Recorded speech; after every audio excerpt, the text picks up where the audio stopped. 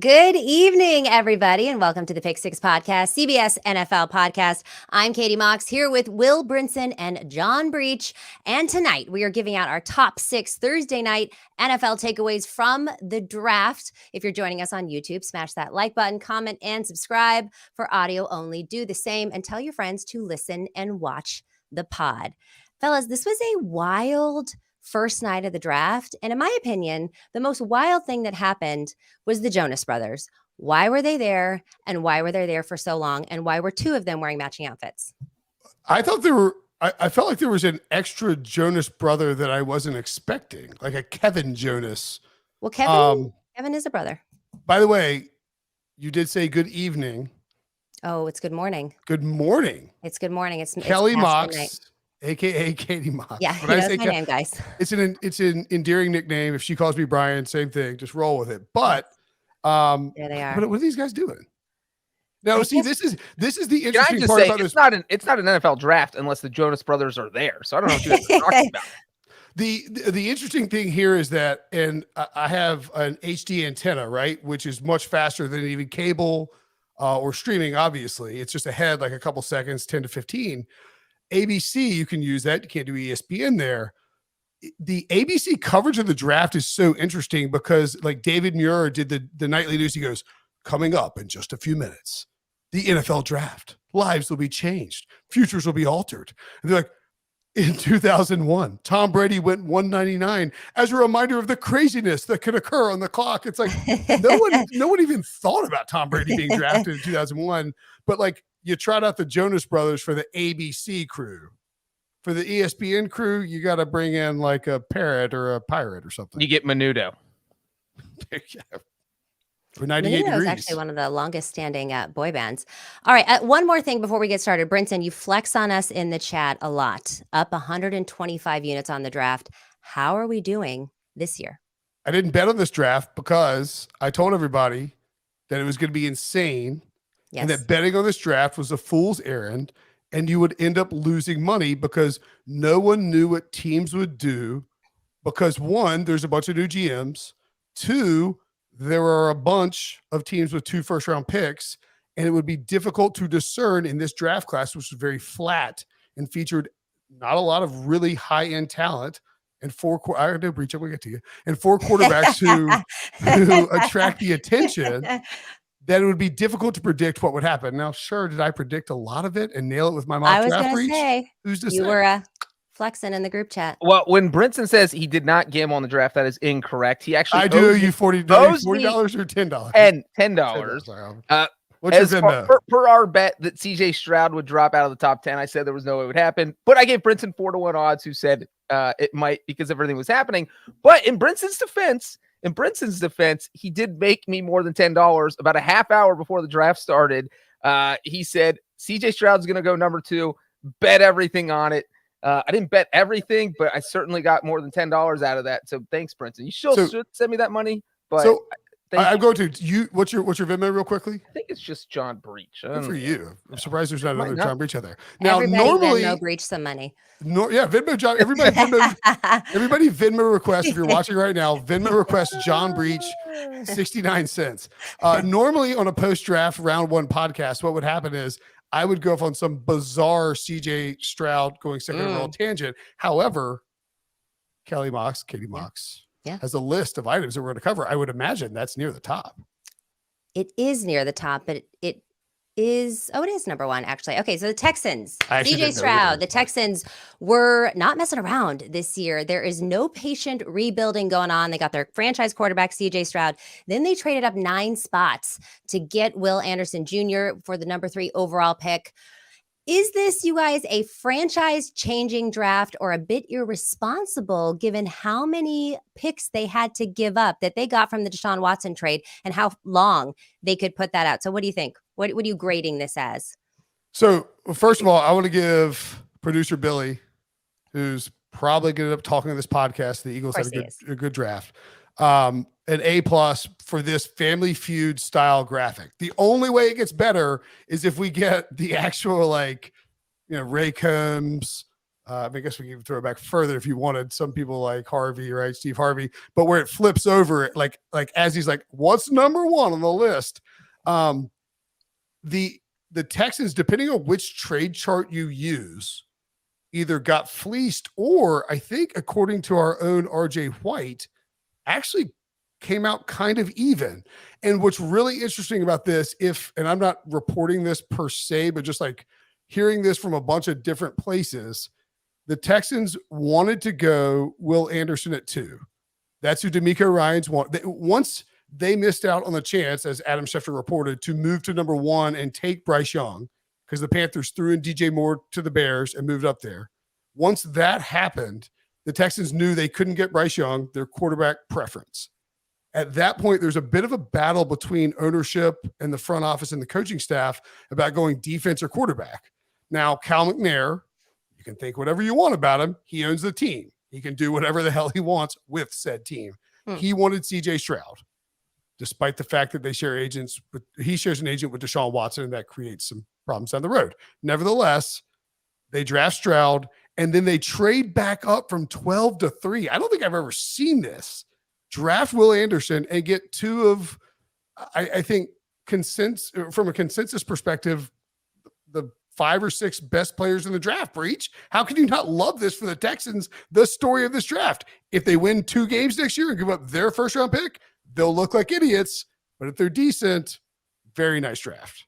Yeah, here's the thing about the Texans. They've done a lot of smart things this entire offseason, and they just kind of fly under the radar. I mean, you look at what they did in free agency. Added Robert Woods, Jimmy Ward, Sheldon Rankins, Dalton Schultz, Devin Singletary. I mean, I could just keep going. Hassan Ridgeway. And then obviously the big question was at quarterback. And that was it. Are they really going to go into the season with Case Keenum and Davis Mills and not draft a quarterback? Because that was kind of the smoke and mirrors they were throwing out there was, what are they going to do at number 2? As Brinson mentioned, they love Will Anderson. There was no indication really that they were going to take a quarterback. They were playing it close to the vest. And now you put CJ Stroud in there, who feels like he was easily the second best quarterback in this draft. And so I thought that was a smart pick. Trading back up and getting Will Anderson, you're not mortgaging your future if you're using picks. They had so many picks. It's not like every pick can make their roster. Like, they had picks to spare. They used them. They got the 2nd overall pick, 3rd overall pick. By the way, just the 3rd team in the Super Bowl era to get 2 of the top 3 picks in the NFL draft, joining Washington in 2000 and the Colts in 1992. And so, yeah, I agree with you, Brinson. I thought the Texans played this brilliantly. Kudos to that front office. And I thought Nick Caserio did exactly. He's building the Patriots South or Patriots Southwest or whatever Texas is considered, where he was in New England for 20 years. He knows you need a quarterback to win. Obviously, you have Tom Brady. And he saw what kind of talent Belichick would kind of get on defense. And that those defense are always good. And it helps that they have a defensive genius running the show in Belichick. But that's what he's done. He's amassed all this talent on defense. He's brought in a quarterback who he thinks can be successful. And, man, Texans look tough. I did think Katie made a good point there. It's like you gave the future first. If CJ Stroud bust out, right, then like they have all these first round picks because they took future first from other teams. Yeah. Like the Browns, like 12 times. And that would be the one thing I would be worried about. What if you're the worst team in football next year because CJ Stroud sucks and Caleb Williams is incredible for the Arizona Cardinals when they move on from Kyler Murray next year? Yeah, they gave up a 12th overall, a 33rd overall, a first round pick in 2024, a 3rd rounder in 2024. It's a lot, and it's either going to be a bust or it's going to be amazing, and we don't know. So it could be seen as irresponsible. I will say a lot of people in the chat are disagreeing with you guys and think that the Texans got fleeced with this one. Moving on to our but real quick, we weren't talking about the terms of the trade between the Cardinals and the Texans. We were talking about how the Texans talent addition improves their roster. The Cardinals got the better end of that trade by a mile. I mean, they picked up an extra first round pick in 2024. There is no doubt about that. But, the flip side of that is that we don't know what the Cardinals are going to do with that pick. The Cardinals do not have a great track record of draft. They might blow that pick next year. So 2 years the Cardinals from now, had to trade away a 3rd round pick for tampering before the draft. Well, right. So like 2 years from now, we could be saying the Cardinals got fleeced because they didn't know how to use these draft picks they were given. So yes, right now from a compensation standpoint, the Cardinals won. But from, hey, did we just have one of the best first round possibles? If you're the Houston Texans, I think you walked out of this draft very happy because you are just ecstatic with the 2 guys you got. One more very quick note.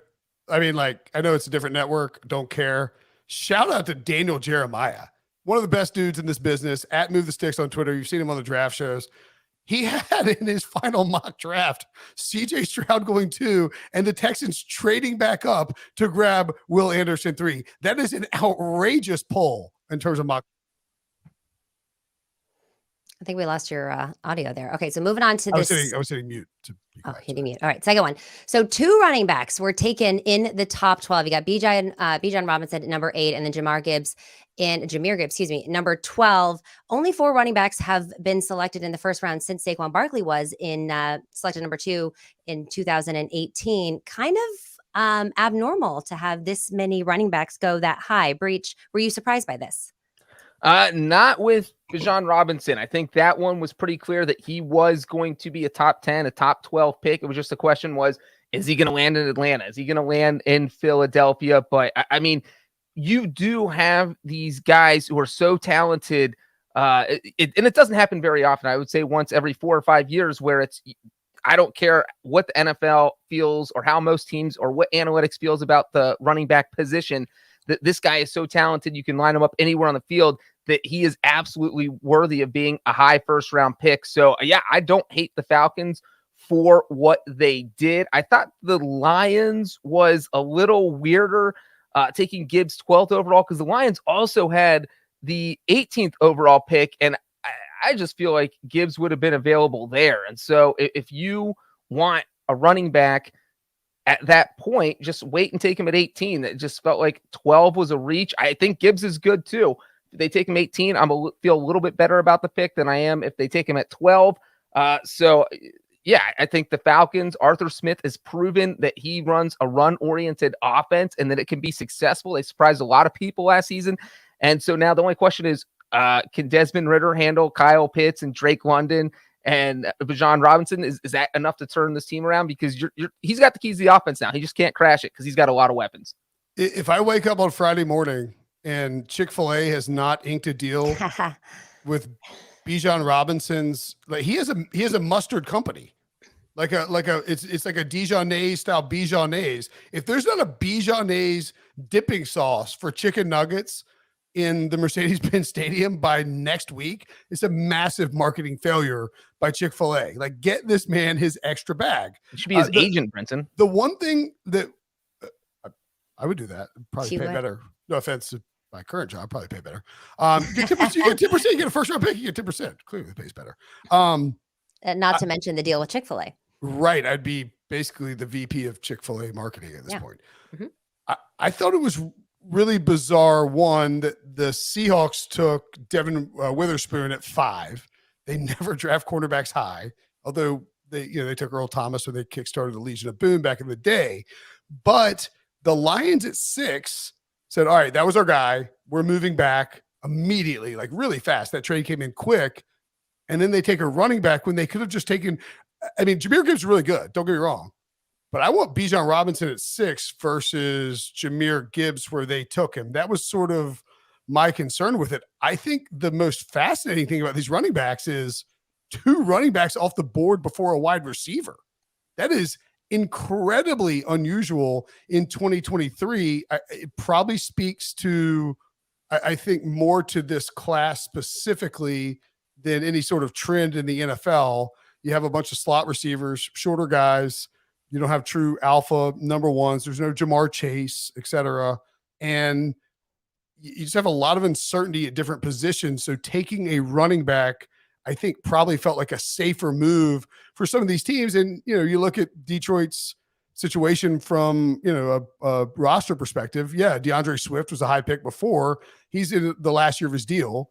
David Montgomery was signed as a free agent, but he's also basically on a 1-year deal, maybe a 2-year deal. And so you have those two guys where if, like, let's say hypothetically you bring in Gibbs or Robinson, whatever you do, you bring in a running back and they don't acclimate immediately to either pass pro or finding the cuts, finding the holes, the burst there, knowing what to do from a pro perspective, you do have bodies there to help, alleviate that. And I think the Lions look at themselves as a team in a watered down NFC that can make a deep run because they might have the 4th best quarterback in the conference with Jared Goff, which sounds like a thing a crazy person would say, but it's kind of true.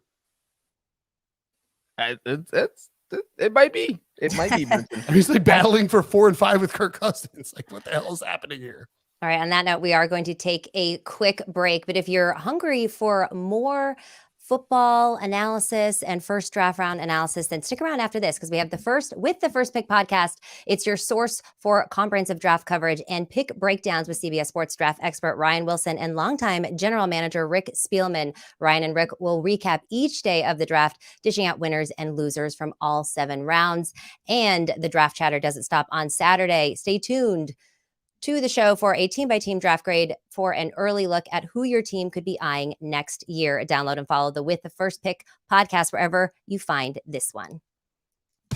Get breaking news. Big news coming out of the NFL today. Highlights and instant reaction. The largest final round comeback in Ford championship history. We're down to the final 4. I just want to take time to analyze greatness. Talk winners and losers with a guy who's already a big winner. CBS Sports HQ. It's all sports all day long.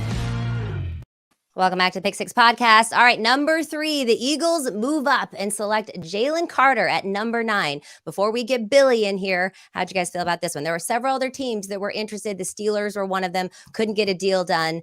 Eagles get their second Jalen. They now have a Jalen on the offense and the defense.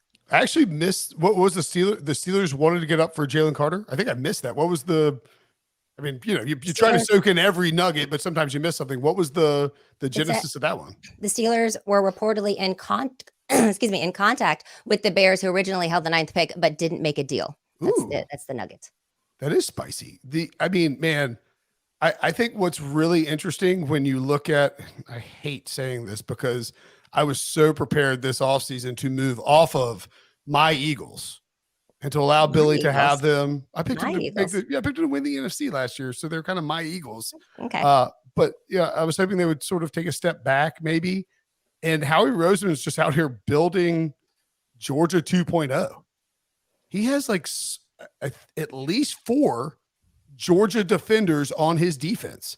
That is essentially his draft plan is I'll go in the first round and I will take maybe the greatest historical college defense in NCAA history and just put them on my NFL roster and see if it works. And they made the Super Bowl last year. Jordan Davis, who I love, obviously needs to have a better year, but now you had Jalen Carter in there, and Jalen Carter and Jordan Davis don't have to be immediate linchpins in the middle because they brought Fletcher Cox back. You add Nolan Smith. I mean, look, Georgia destroyed everybody. And you're just making them an NFL team in real life. I love it. He's actually, Jalen Carter was the first Bulldog taken off the board as well. The whole Jalen Carter thing was crazy because remember, early April, he's like, guess what? I'm not interviewing with any team outside the top 10 because I'm not dropping out of the top 10. And here he is sneaking in the top 10 at number 9. And if you would have told Howie Roseman before the draft that they were going to get Jalen Carter and Nolan Smith, he probably would have laughed you out of the room thinking that there was no feasible way that could happen. And here we are with just having both guys fall in his lap. Obviously, the Eagles trade up 1 spot to get Jalen Carter, which is hilarious that the Bears did that to pick up a 4th round pick. And then really having Nolan Smith fall to the bottom of the first round, just every pick. Once we got to the 24, 25, it was like, oh my God, this is really going to happen. Everything is coming up Eagles. Literally for the past 12 months, everything has been coming up Eagles. They look good last season. They go to the Super Bowl. They have a fantastic first round of the draft. I don't know what this team is doing. I don't know if they made a deal with the devil like Jerry Jones did in 1995, as Brinson loves to tell us all the time.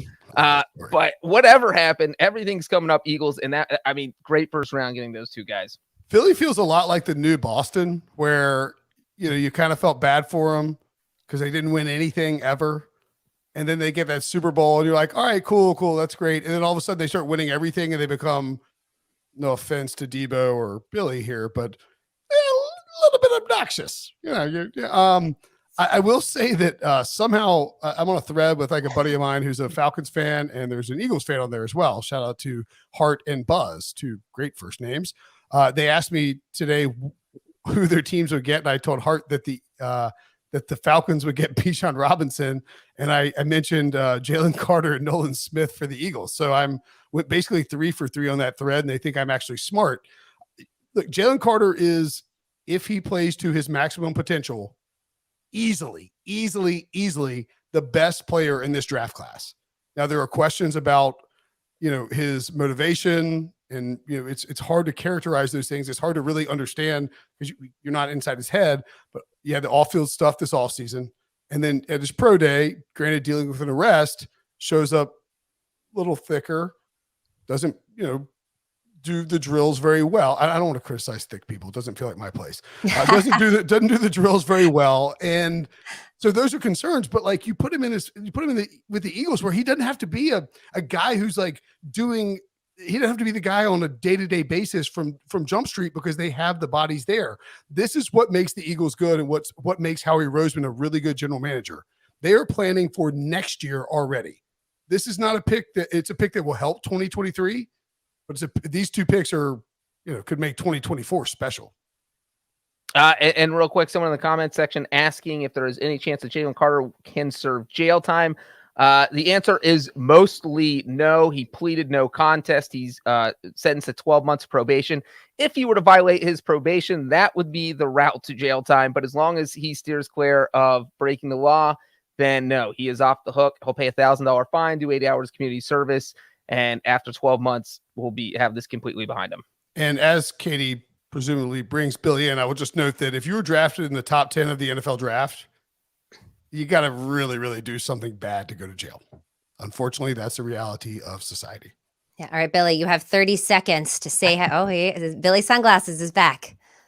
I mean, it's 12:30 a.m., but, I'm still shining. It's kind of hard. The sun's not out, but I still feel like the bright lights are on me. I mean, it's a great move. Hey, all right, I can see your ring light in your shades.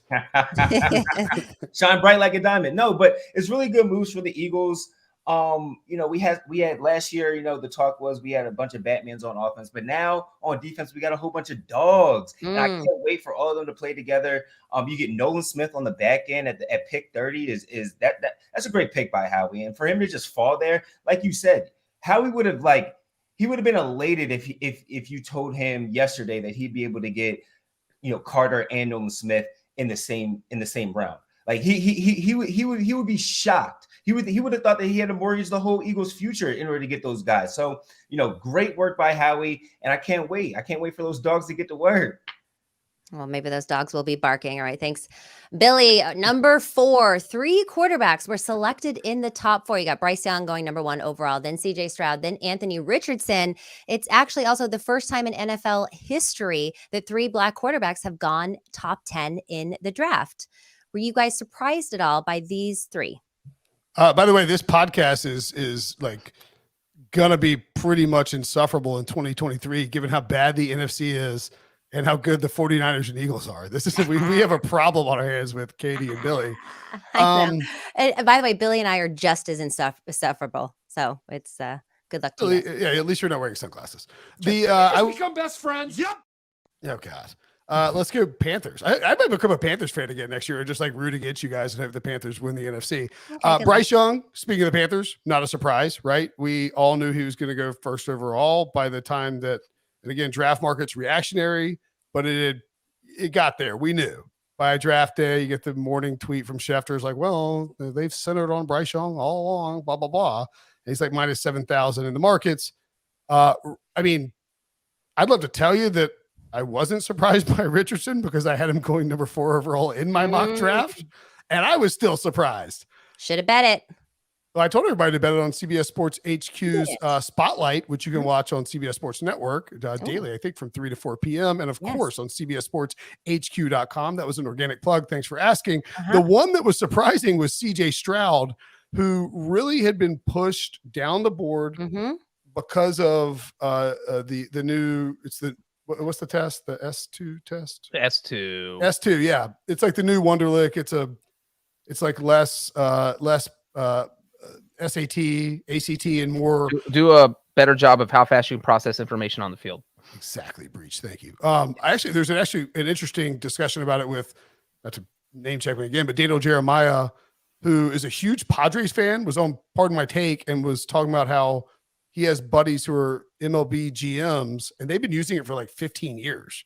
And they were wondering how it translates to the NFL. We don't really know, but CJ Stroud slandered, moves down. However, in my opinion, Cal McNair, the Texans owner, steps in and says, we want that guy.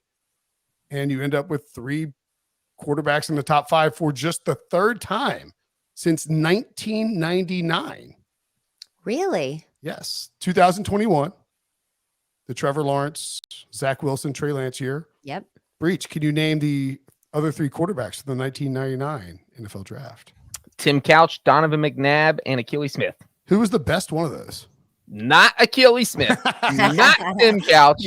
So Donovan McNabb wins by default. And that obviously I know that draft because Achilles Smith was the 3rd overall pick by the Bengals. So that draft is burnt into my head. I should get the top 10 tattooed on my back.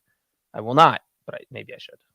Why do the Bengals inspire people to get tattooed so much? I have no idea. The one thing I will say about this is Brinson said, we don't need to say a lot about Bryce Young. That was the expected pick. We knew that's what the Panthers were going to do. And I like CJ Stroud to the Texans. I think that is, you never know if a quarterback's going to work out when they get drafted this high. It's literally a crapshoot. We see some of these guys pan out. Some of these guys don't.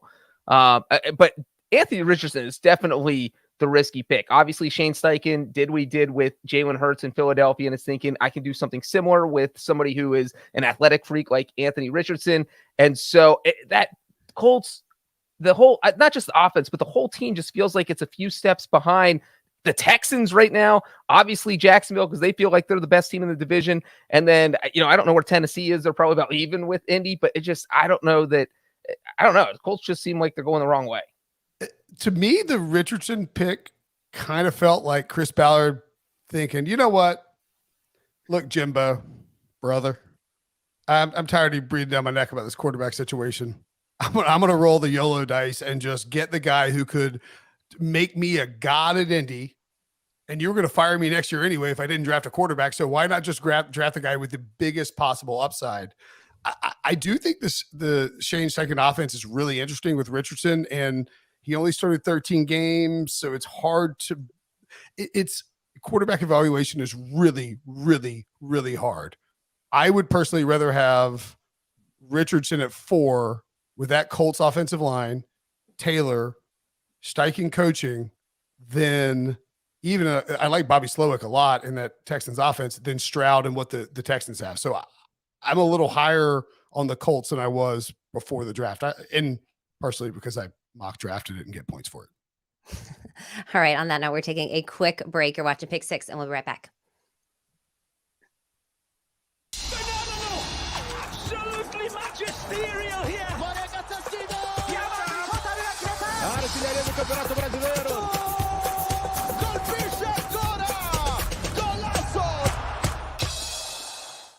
Welcome back to the Pick Six podcast. I'm Katie Mox here with Will Brinson and John Breech. And tonight, good morning. I don't know. It's a 2023 NFL draft first round recap. Make sure you keep it locked with us all week long. We'll be back tomorrow as well. And like, comment, subscribe on the YouTube page. All right. We talked about CJ Stroud, who took a lot of heat in the media last week, but it was another quarterback, Will Levis. He dropped out of the first round. He is the Bo Callahan. We had to get a draft day / Kevin Costner, nugget in here. He's the Bo Callahan. It's a Kevin Costner podcast. It is. It's the unofficial Kevin Costner podcast. Here's the thing. I was looking at some stats. According to ESPN Analytics, there was a 92% chance that Levis was going to be picked within the top 10. Oof. That, of course, did not happen. He was supposed to be second overall. What do we think? How's Pete Prisco? Has anybody checked on him? Oh man, so a couple things here with Pete Prisco. I'm on a text thread with me, Pete. I name checked Pete in my winners and losers article because Pete's got that Instagram thing out there where he's like, Will Levis should be number 1 overall, and we are absolutely dragging Pete just like no. like over and over again, to the point that he's like responding with personal angry remarks. I think he told me that I don't know anyone in the league and that I don't watch football. Learn the game. Yeah, learn the game's been bandied about a lot. He's making excuses where he's like, well, Mort says he has a toe issue. It's getting kind of ugly in general. And honestly, we talked about this with Brady Quinn, our friend and podcast partner, earlier this week about dropping in the draft. It got so bad that ESPN and NFL Network stopped cutting to Will Levis. Oof. Like when that happens, and I think that's good. I think it was awful to watch him. Yeah, he kept turning bright red, and you kept seeing his agent shake his head like, no, not here either. And you would see the his list mother of teams trying to comfort him, and it was yeah. So kudos to the networks for, and CBS has done a good job with this too, where during March Madness they've decided not to, laser zoom in on the crying small child who's just had their heart ripped out because their team lost on a buzzer beater. It's just a little uncomfortable to watch these guys who thought they were going to be a top 5 pick. Will Levis was minus 500 to go 4th overall when the draft started. Like that is, that's Chiefs versus Alabama, or Chiefs versus Jacksonville State, or whatever it is. He was a lock to go in the top 5, and he didn't go in the first round. It's tough. The NFL is weird. Mm-hmm. He's not very accurate in short and intermediate areas. He has a cannon. He's got a strong, alpha male attitude. Unfortunately, he does drink mayonnaise and coffee, so that could be and eat bananas with the peel on. Yeah, I mean, doing that stuff. You can't be doing that stuff. There has to be something here for him to fall that far in a league desperate for quarterbacks and someone that physically talented. I would guess we see some kind of move early in the second round to go get him, Breech. I mean, well, first I would say that we shouldn't be talking about ESPN analytics. We should be talking about wins over Wilson, because Ryan Wilson literally this morning said that there was going to be a giant drop with Will Levis. Wilson had him going 25th overall in his final mock draft. Wilson did good. Wilson mentioned that he would probably drop. And I had said in Slack too that if Will Levis didn't get taken by the Titans at 11th overall, it was going to be a big and he might fall out of the first round, because that was like, once you got to that spot, it was. He said that? No, that's what I wrote in Slack once the draft started to play after he fell out of the top 5. But that was after Wilson had told us that he was probably going to fall. And so the thing here is that, look, I think Chris Mortensen from ESPN reported that he was dealing with a toe issue that caused him to miss 2 games, and that some teams that evaluated him feel that he might need to get surgery on the toe. He doesn't feel the same way. So you have these things leak out. It just feels like he was at best the 4th best quarterback.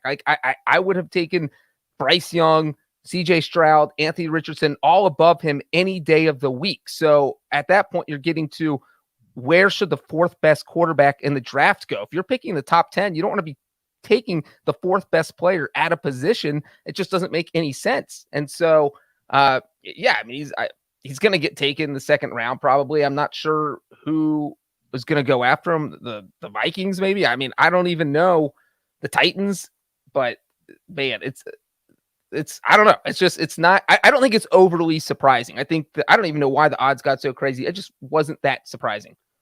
I was trying to load like a fool.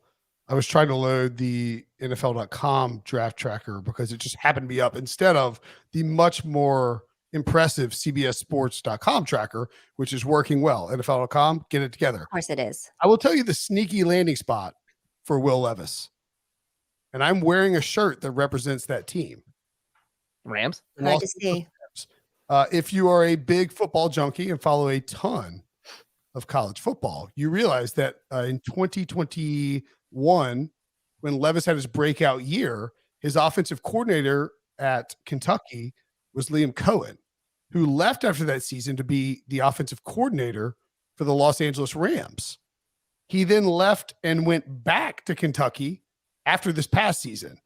So if there's enough there with Sean McVay and Liam Cohen, and Cohen really likes Levis, and the Rams are up, I think, with the 5th pick in the 2nd round, and they have to know Matthew Stafford is not going to be around forever. It's not insane to think they might draft Will Levis.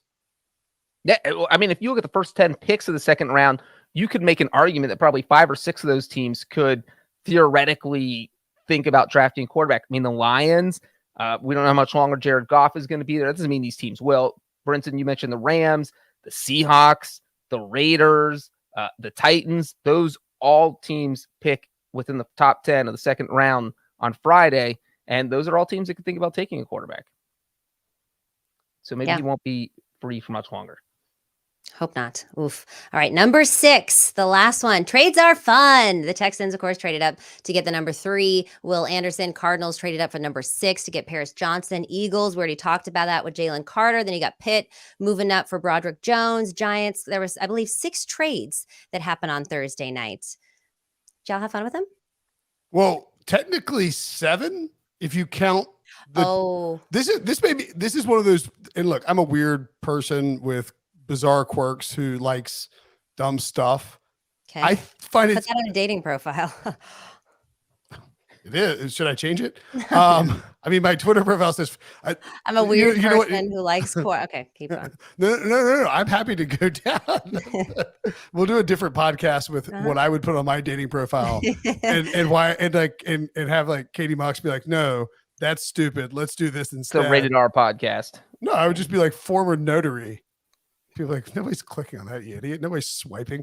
The point being is, I think it's so fascinating that with a bunch of rumors about the Eagles trading up to number 3 overall with the Cardinals before the draft to grab Jalen Carter, there's this like tweet comes out. It's like the Eagles and the Cardinals have a draft pick trade. It's like, oh my God, this massive deal is going to change the landscape of the first round. It was 3rd round picks. And it was because the Cardinals self-reported that they tampered with Jonathan Gannon at the NFC Championship game and basically came to an agreement like, we'll swap 3rd round. They gave away a middle 3rd round pick, the Cardinals did, to the Eagles as a part of this, pardon my French, dumbass mistake. And like that's so perfect for this draft. We had 6 trades, and we had a trade before the draft started, Breech, that involved tampering.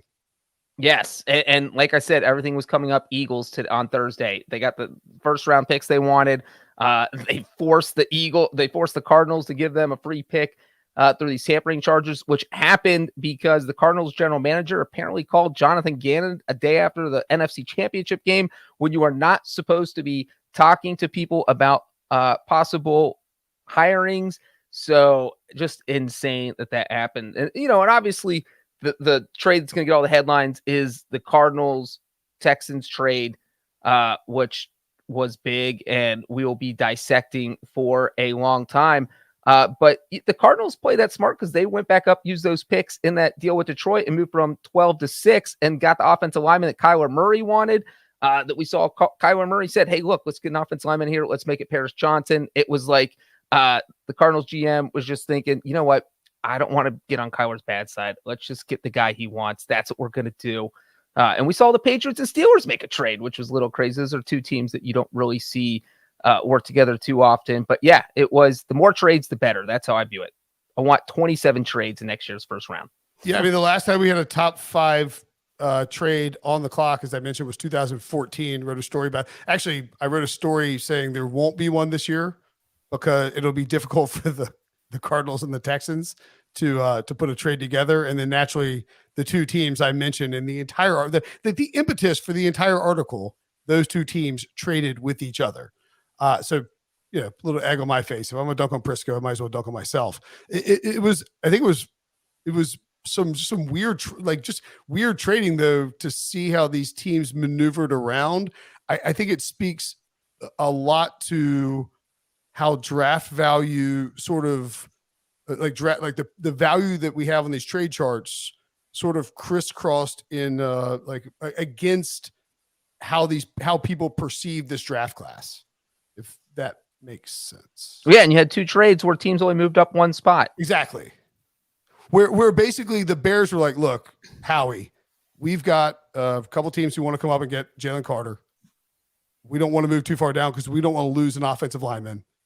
you got to make it worth our while to jump one spot. And these teams did that. And like a team moved from 12 to 3 after they drafted at 2. That is crazy pants. That doesn't happen in the NFL draft. That is actually some draft day Kevin Costner, like brouhaha. Would you say that's the most shocking thing about the draft this year? Good question. Yes, I think it's either that or Witherspoon going 5 to the Seahawks with a team that, built the Legion of Boom on drafting defensive, like Richard Sherman in the 5th round, Cam Chancellor late, Earl Thomas is early, of course, but it's either Witherspoon at 5, I think.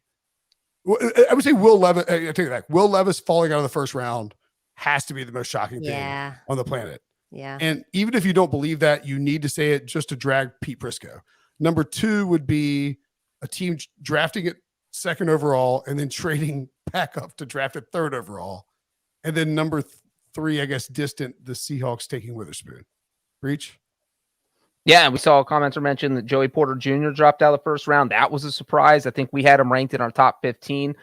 The Lions taking Jahmyr Gibbs, obviously a surprise, which we mentioned earlier.